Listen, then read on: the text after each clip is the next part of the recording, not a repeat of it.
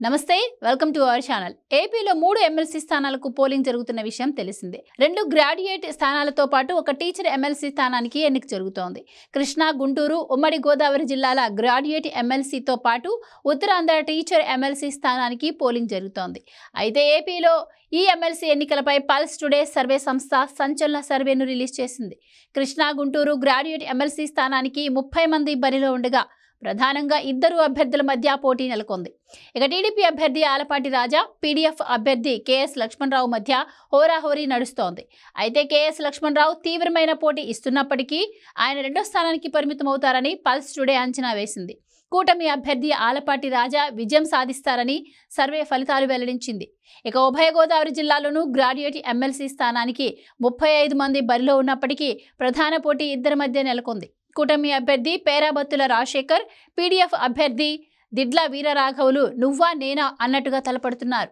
ఈ స్థానంలో మాజీ ఎంపీ హర్ష్ కుమార్ తనయుడు జీవి సుందర్ కూడా పోటీ చేస్తున్నారు